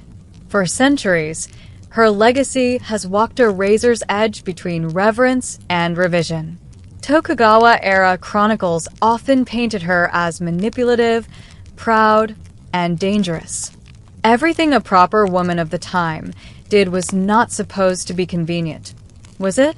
After all, it was easier to blame a woman for the downfall of a clan than admit the shogunate feared her. But in modern Japan, the view has shifted. Yodo Dano is now remembered as one of the few women in samurai history who actively shaped the political landscape, not from behind a curtain, but from the heart of the battlefield. She wasn't born into power. She wasn't married into it. She took it and held it for as long as the world allowed. And even as Osaka Castle fell, she never begged, never betrayed, and never bowed. Today, she stands as a symbol of maternal strength, political acumen, and wartime courage. Museums in Osaka honor her story. Academics revisit her letters, her choices, and her influence in every retelling, whether in textbooks, dramas, or anime. She remains captivating, complicated, and unapologetically bold. She's remembered alongside other powerful women of Japanese history like Hojo Masako, the Nun Shogun, and Empress Jito. But Yodono's legacy is unique. She was not royalty. She had no legal title. And yet, she held more sway than most women or men of her time. Her name still echoes in popular culture. She appears in stage plays, period dramas, and even strategy games. But behind the dramatization lies a simple truth. She was a mother who became a general, a widow who became a leader, and a woman who faced an empire with nothing but her will. Yudeno's story is not just about resistance. It's about presence. She did not wait for power to be handed to her. She seized it. She wielded it. And when the walls closed in, she stood tall. In the end, Yoda Dona wasn't just the last defender of Osaka Castle. She was the last flame of the Toyotomi legacy, and she burned brilliantly. In the eyes of the warlords of Sengoku, Japan, Oda Nobunaga was a joke. Born in 1534 to a minor daimyo in Owari province, young Nobunaga was dismissed as erratic and uncouth. He wore eccentric clothing mixed with peasant garb and was known to dance through the streets, sword at his hip and fruit in hand. At his father's funeral, while other lords mourned in black, Nobunaga arrived in casual garb, tossed incense at the altar, and stormed off. That performance earned him a title he'd never shake, the Fool of Ari. But here's the thing. The fool was watching. Behind the strange behavior was a razor-sharp mind, one already calculating power like a chessboard. Nobunaga wasn't trying to fit in. He was making others underestimate him. While the other sons of noble houses played politics, Nobunaga was watching soldiers, studying muskets, building friendships with merchants, and challenging the old ways with every step. When his father died, the Oda clan was already a fragile house of cards. And it didn't take long for it to crumble. Noaga's own younger brother rebelled, hoping to exploit his reputation for chaos. Other relatives aligned with neighboring lords, assuming Nobunaga wouldn't last the year. They were all wrong. At just 18, Nobunaga launched a brutal purge. His brother was eliminated. Loyalists were promoted. Traitors were executed. The fool now commanded an army. And it moved fast. Unlike his rivals, Nobunaga didn't rely on Bushido tradition. He embraced raw efficiency. He adopted matchlock firearms, still rare in Japan, and trained his troops in modern formations. He purchased powder and steel from foreign traders, built alliances with wealthy merchants, and began turning Ari into a war machine. The old guard sneered, but Nobunaga wasn't here to be admired. He was here to win. In a feudal era obsessed with honor, ancestry, and swordplay, Nobunaga was a glitch in the system. He didn't care for poetry or pedigree. He He cared for power and how to wield it without apology. By the end of his 20s, he had secured Ari completely. No more rebellion, no more laughter. The Fool of Ari was no longer playing games. He was just getting started. In 1560, Oda Nobunaga found himself facing extinction. His tiny province of Owari stood directly in the path of Imagawa Yoshimoto, one of the most powerful warlords in Japan. Imagawa had an army of 25,000 men. New Naga, barely 2,000. The math wasn't just bad. It was suicidal. Most daimyo would have surrendered. Some advised retreat. New Naga ignored them all. Instead, he threw a party. As Imagawa's army celebrated in a gorge called Okahazama, drunk on sake and the illusion of an easy win, Nobunaga armed his men with firepower, fury, and one hell of a bluff. He had his troops wave flags, beat drums, and light fires across the hills, creating the illusion of a massive force. Then, during a sudden thunderstorm, he struck. The Oda troops charged downhill with terrifying speed, using the rain to cover their movement. Imagawa's camp was caught off guard. His soldiers were lounging, unarmored, and completely unprepared. What followed wasn't a battle. It was a slaughter. Imag Yoshimoto himself was killed in the chaos. His severed head was brought back to Nobunaga on a spear. The impossible had happened. Overnight, New Naga went from a provincial nobody to a national player. The warlords of Japan, who had laughed at the Fool of Ari, now paid attention. His victory at Okahazama wasn't just bold. It was modern. He had used misdirection, terrain, timing, and speed, not honors or ancient codes. It was a turning point not just for Nobunaga, but for Japan. After the battle, Nobunaga consolidated his control over Ari and gained new allies, especially from clans that had previously aligned with Imagawa. Even Tokugawa Ieyasu, then known as Matsudaira Motoyasu, began shifting his loyalty. Nobunaga's brand of warfare wasn't pretty, but it was effective. More importantly, it proved something dangerous. Tradition could be broken. For centuries, Japan's warlords had fought by the rules. Nobunaga played with loaded dice and laughed while doing it. Okahazama made it clear. He wasn't just another daimyo looking for promotion.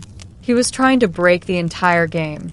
And from that moment on, every samurai in Japan would either follow his example or try desperately to survive it.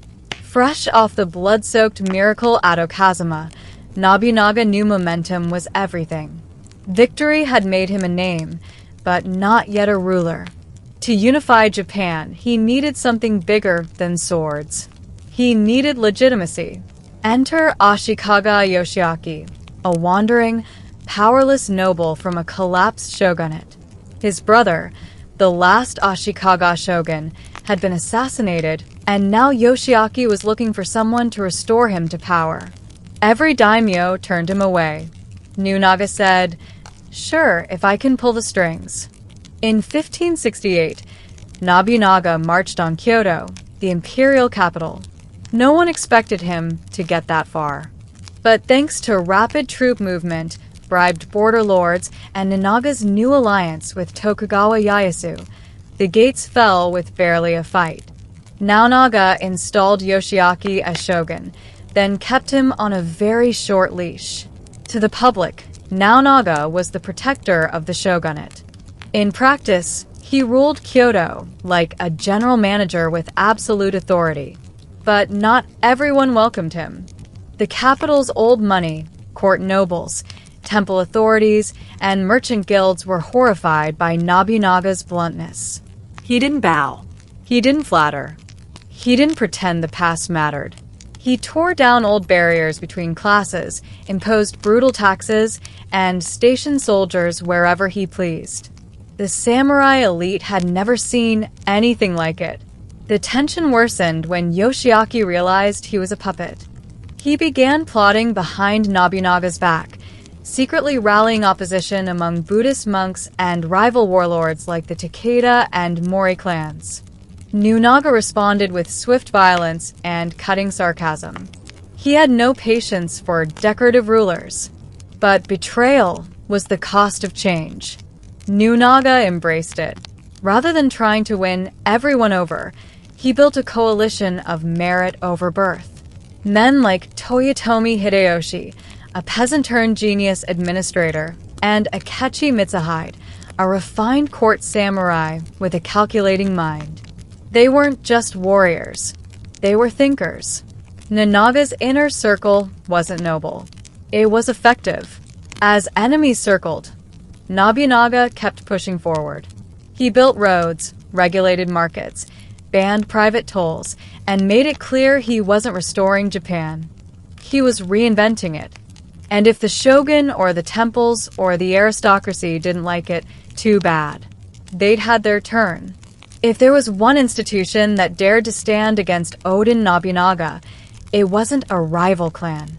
It was the Buddhist temples, specifically the Iko-Iki, warrior monks, and armed peasants who followed a radical branch of Pure Land Buddhism.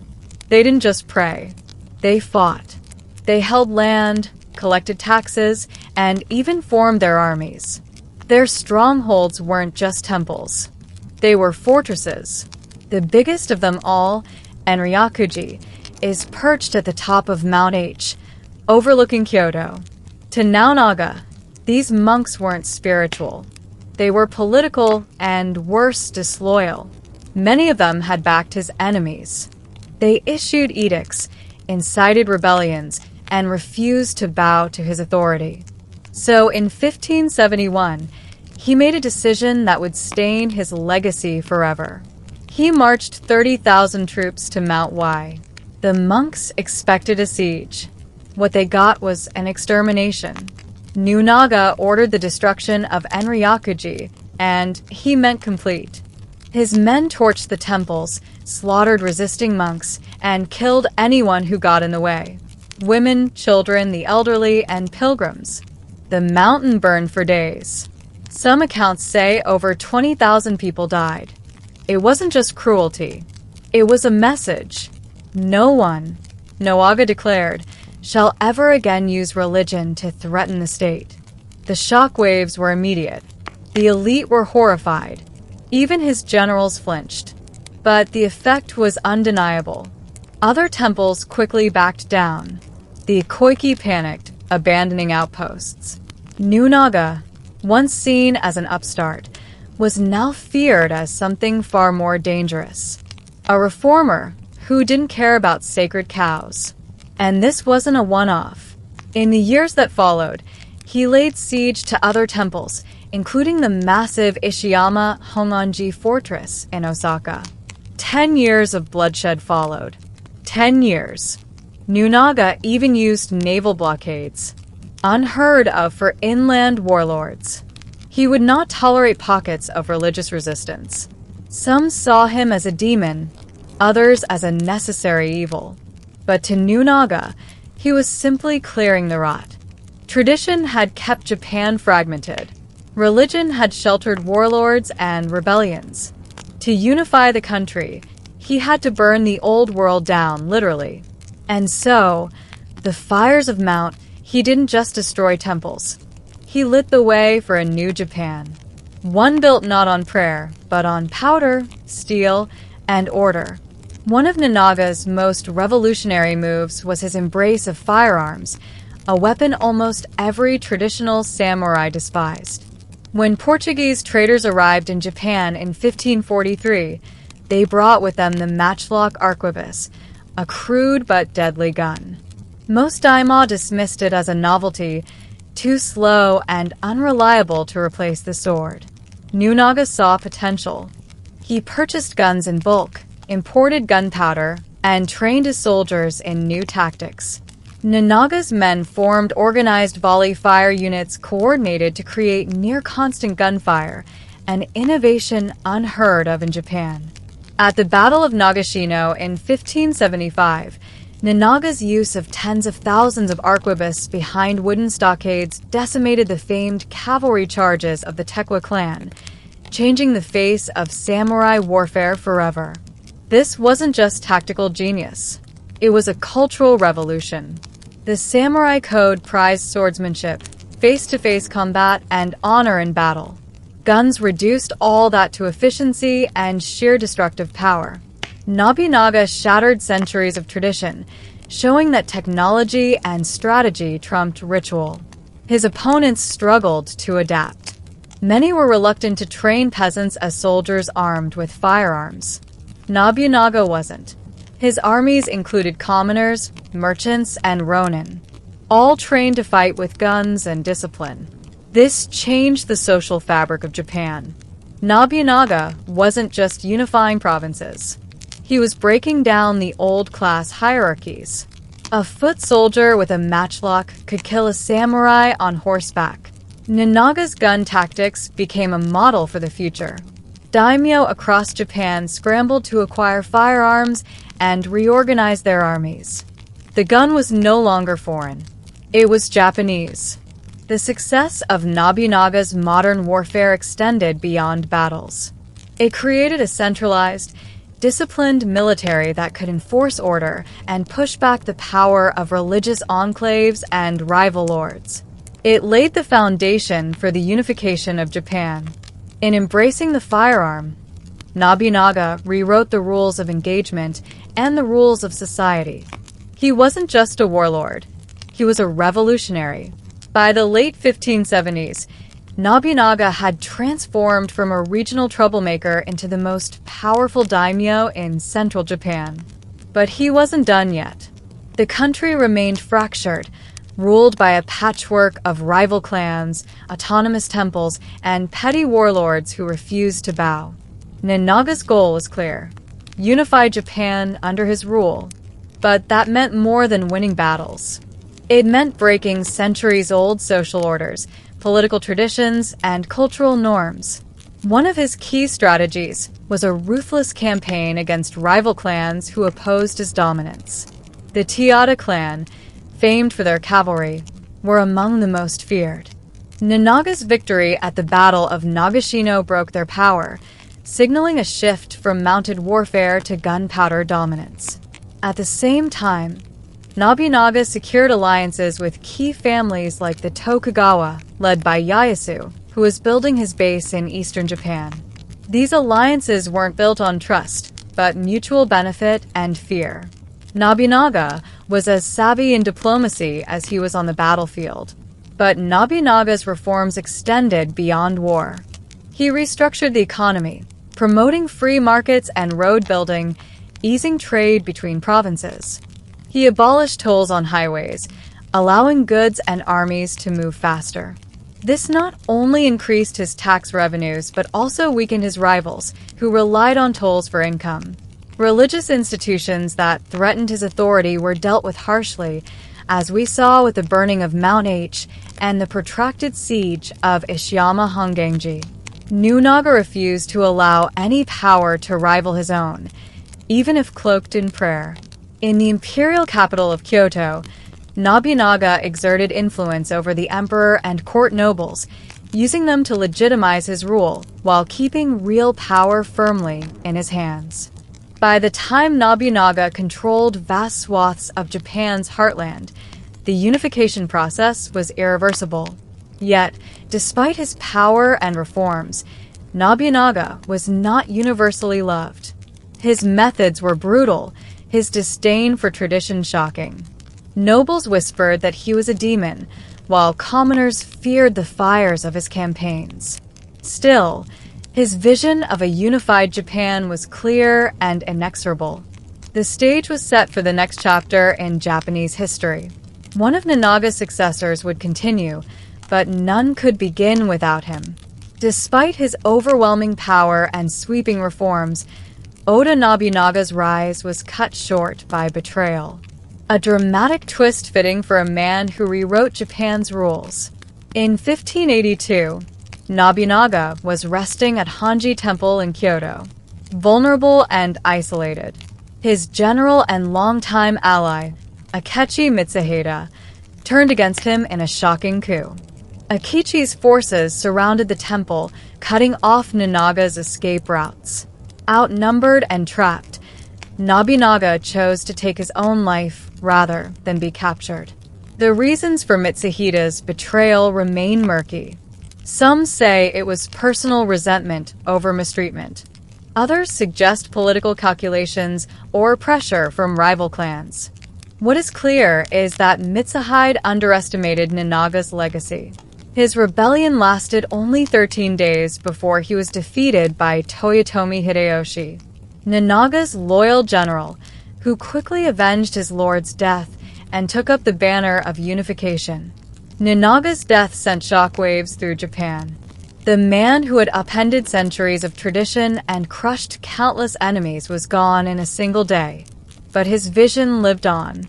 His army remained powerful. His reforms were irreversible, and his successors would complete what he started. The fall of Nobunaga was not the end. It was a passing of the torch. Hideyoshi would soon rise, building on Nobunaga's foundation to unify Japan further. But Nobunaga's death was a brutal reminder. In a world ruled by swords and ambition, even the most brilliant can fall. Oda Nobunaga's story is not just one of conquest. It's a story of transformation. He revolutionized warfare, shattered social norms, and redefined leadership in Japan. His bold adoption of firearms changed the samurai code forever. No longer was victory guaranteed by skill with the sword alone. Nobunaga's armies demonstrated that technology and strategy could topple centuries of tradition. The volley fire tactics he pioneered forced every daimyo to rethink how war was fought. But his innovations didn't stop at the battlefield. Nobunaga's economic reforms helped lay the groundwork for a modern Japan. He dismantled toll barriers that had long stifled trade, promoted free markets, and encouraged the growth of cities like Azuchi, where his famous castle stood, a symbol of power and modernity. Politically, Nobunaga centralized power in ways that hadn't been seen since the Ashikaga shogunate. He wielded the emperor as a political tool but held the real power behind the throne. His disdain for old hierarchies opened doors for talented individuals, regardless of birth, changing the social fabric. Nobunaga's ruthless suppression of religious institutions showed his focus on secular authority and the unification of the state, even if it earned him enemies who branded him a demon. Though his life was cut short, Nobunaga set Japan on a path toward unity and modernization.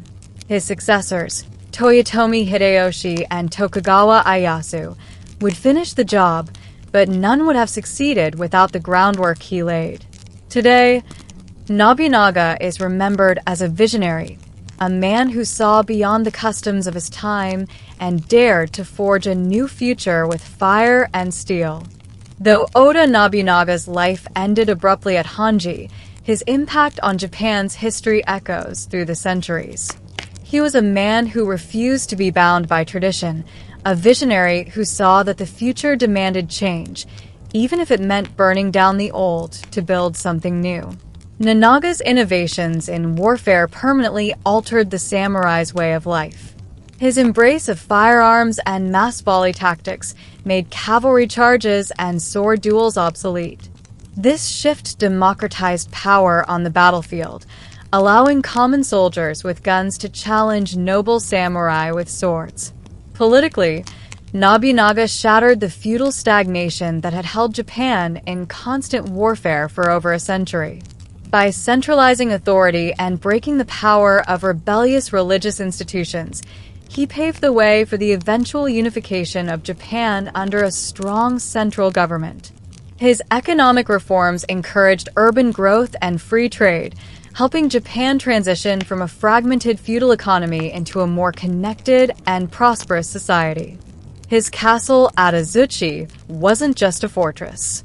It was a cultural symbol of the new era, blending military might with architectural innovation. Even culturally, Nobunaga's legacy lives on. He was a patron of the arts and tea ceremony, signaling the dawn of the Aisuchi Momoyama period, a time of flourishing culture and aesthetic refinement. While Nobunaga himself never achieved full unification, his successors Toyotomi Hideyoshi and Tokugawa Ieyasu built upon his foundations. Without Nobunaga's ruthless drive and radical reforms, the peace and stability of the Edo period might never have come to be. In Japanese popular culture, Nobunaga remains a complex figure, a brutal warlord, a reformer, a visionary, and a man who dared to dream of a united Japan. His story is told in countless books, films, dramas, and video games, continuing to captivate and inspire. Ultimately, Oda Nobunaga's rise was more than a tale of power. It was the beginning of modern Japan's transformation, a testament to the force of innovation and ambition. And though his life was cut short, his fire still burns bright in the story of Japan's past and future. Thanks for being with us.